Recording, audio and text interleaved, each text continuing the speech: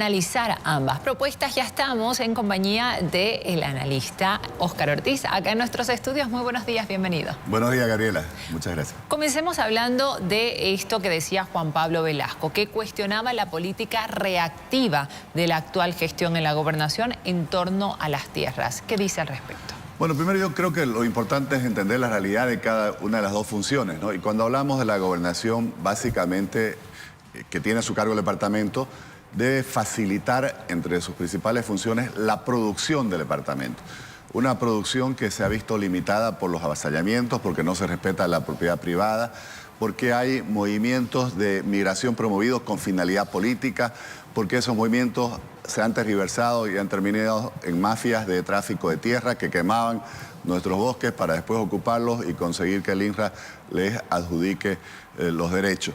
Entonces, creo que el próximo gobernador, más allá de la discusión concreta de cómo operar contra los avasallamientos, debe tener ese rol de representación política del departamento, que es quizás la principal característica de la gobernación.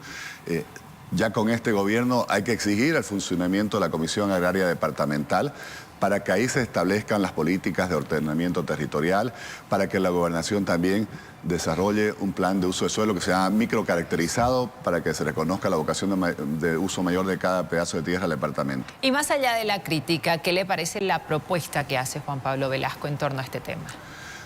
Me parece importante en el sentido de que el gobernador tiene que representar a todos aquellos que producen en el departamento. Obviamente tiene que interactuar, para eso está la Comisión Agraria Departamental, con las autoridades nacionales para exigir que la Policía Nacional haga respetar los derechos de los predios, que el INRA adjudique y haga preservar los derechos, no adjudiquen a quienes son invasores de bosques y tierras fiscales, que por ejemplo la ABT y otras entidades hagan respetar los derechos de nuestros pueblos indígenas, cuyos territorios también han sido avasallados. Y eso, de esa forma hay un desarrollo sostenible de nuestro departamento. Y para lograrlo, ¿se necesitan cambios en leyes departamentales, nacionales o tal como está todo se podría hacer? A ver, siempre hay mejoras que hacer en las leyes. Hay muchos, en los últimos 20 años, decretos, leyes que básicamente fueron aprobados con fines netamente ideológicos, de ocupación política del territorio, especialmente del oriente boliviano. Pero muchas veces, por ejemplo, en cuanto a respeto a la propiedad privada, más que leyes, lo que no ha habido es la voluntad de hacerlas respetar. Usted recordará ese caso de Las Londres, donde varios periodistas incluso fueron agredidos. Hay leyes para sancionar todo eso, pero no se lo ha hecho porque había un régimen de impunidad para quienes estaban afines al gobierno, a los gobiernos de los últimos 20 años.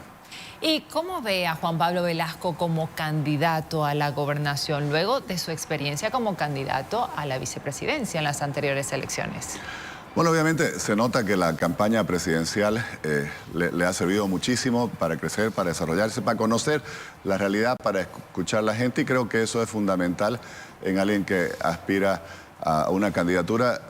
Los recorridos, el contacto con la gente ayudan muchísimo para no solo formarse como uno mismo, sino sobre todo para saber transmitir lo que se propone a la población en cuanto a lo que se espera que haga un candidato, un mejor futuro. ¿Y qué proyecciones se ve hacia el 22 de marzo, el día de la elección? Mire, no tenemos encuestas todavía, hasta hoy todo lo que tenemos son percepciones, pero claro, aquí se da un fenómeno. Como ya no hay el MAS, por así decir, como partido hegemónico, esa polarización que había, oficialismo versus oposición o centralismo versus autonomía, ya no existe, lo que los politólogos llaman los clivajes, ¿no? Entonces eso ha generado que haya una multiplicidad de candidaturas. Creo que tanto para la gobernación como para la alcaldía de la capital del departamento existe más de una docena. Lo cual, por un lado, creo que también va a generar confusión en la población, que va a tener que elegir entre muchas opciones. Hay los nuevos mecanismos, los medios tradicionales de comunicación, las redes sociales, que le generan mucha información para el ciudadano que va a tener que tomar una opción. Y hay muy corto tiempo. Estamos ahora hablando de las elecciones, pero todos sabemos que el país, por así decir, está en modo carnaval. Y recién cuando pase el carnaval la gente va a decir, tengo que tomar una decisión, y le va a quedar solo un mes. y ahí los candidatos van a tener que competir muchísimo, no solo para ganar la atención de la opinión pública, sino para convencer al número suficiente de electores que le den la victoria. Hablemos ahora de Gary Áñez y esto que decía anoche en torno a la actual gestión, que asegura no pudo hacer todo lo que había prometido, por un lado por hechos de corrupción y por otro lado por el peso de algunos grupos de poder. No se logró nada en torno a la basura, en torno a los mercados, en torno al transporte. ¿Cuál es el análisis que usted hace de estos temas también? Primero, creo que es muy valioso que se discuta la ciudad. La gestión municipal se caracteriza por quizás ser un escenario de menor confrontación política, en el sentido, yo le decía antes que la gobernación, por ejemplo, naturalmente está llamada a ser la representación política del departamento. La gestión municipal tiene que resolver problemas concretos. Usted mencionaba la basura, los mercados, el transporte público, además tiene hospitales de segundo nivel, o primero y segundo nivel, la infraestructura de los colegios. Bueno, son problemas muy concretos y me pareció fundamental que se comiencen a discutir esos problemas, porque tenemos que tener alcaldes, concejales y también una opinión pública que debata cuáles son los mejores mecanismos. Está claro que nuestra ciudad, que está entre las 15 de mayor crecimiento demográfico en el mundo, tiene problemas irresueltos. Se avanzó muchísimo en infraestructura física, especialmente en las gestiones del ingeniero Percy Fernández. Uno ve pavimento, canales, en fin. Pero la gestión de los servicios, que eso es día a día, uno puede construir un pavimento y dura 10, 20 años. La basura hay que alzarla todos los días, los hospitales tienen que funcionar todos los días, las escuelas por el uso, por las condiciones climatológicas de nuestro departamento se deterioran. Entonces, ahí es donde los candidatos a alcalde tienen que darle respuesta a la población. Y él cuestionaba mucho los hechos de corrupción que se han venido denunciando durante los 5 años de gestión de Johnny Fernández y proponía la digitalización de los trámites para acabar con estos hechos de corrupción. ¿Es el camino correcto o qué más hay que hacer? Bueno, es uno de los caminos. Hoy hay una tendencia en la administración pública a nivel internacional, lo que se llama gobierno abierto, también gobierno digital. Todos sabemos que en nuestro país, lamentablemente en nuestro municipio también, muchos trámites se retrasan para que la población, el ciudadano, se vea obligado, por así decir, a hacer un pago irregular a fin de agilizarlo, como se dice, entre comillas. En la medida que se implementen sistemas digitales, se rompe, se establece una frontera, por así decir, entre ese trato directo entre el funcionario y el ciudadano. Y además, todo lo que está por sistema queda con trazabilidad. Se puede después investigar.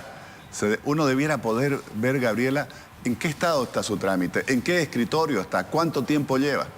Lo mismo debiera ser, por ejemplo, para las contrataciones públicas. Todos debiéramos poder ver como ciudadanos a quién se contrató.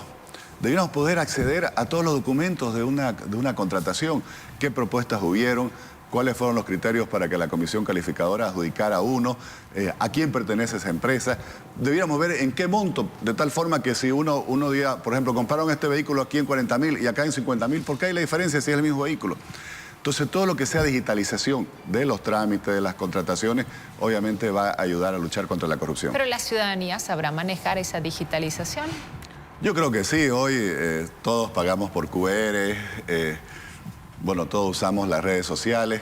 En la medida que haya, obviamente, lo que se llama sistemas amigables para el uso, esto debiera ser de fácil uso y además nos eliminaría la fila, las colas, los chantajes, el pago de sobornos y todas estas cosas que lamentablemente el ciudadano se ve obligado a incurrir para poder concretar su trámite. Y ahora, ha sucedido un hecho particular en la campaña de Gary Áñez por esto del caso Maletas, de Laura Rojas, que era candidata a concejal, implicada directamente en las investigaciones. Ha presentado su carta de renuncia, todavía no sabemos qué va a responder el Tribunal Electoral Departamental.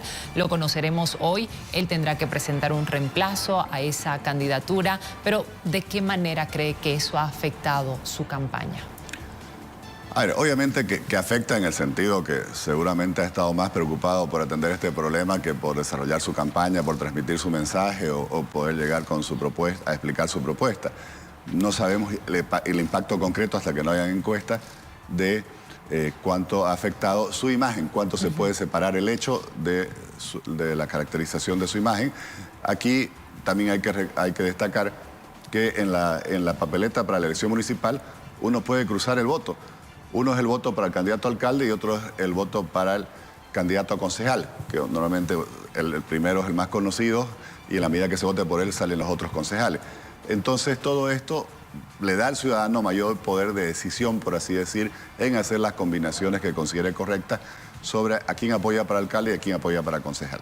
Bien, ¿qué se espera de aquí en adelante de la campaña? Creo que lo fundamental es que los candidatos le den motivos a la población de por qué elegirlos a ellos. Como le digo, ya no estamos, por así decir, con la vista nublada, con la confrontación oficialismo-oposición o democracia versus dictadura que teníamos antes. Aquí los ciudadanos, y además una característica tanto en la gobernación, en sus ámbitos, como en el municipio, necesitan respuestas concretas a los problemas del día a día. Y ahí es donde los candidatos tienen que destacarse si quieren conquistar el voto ciudadano. Le agradecemos mucho por esta entrevista, por este análisis. Será Óscar Ortiz que estuvo hablando hoy con nosotros. Continuamos.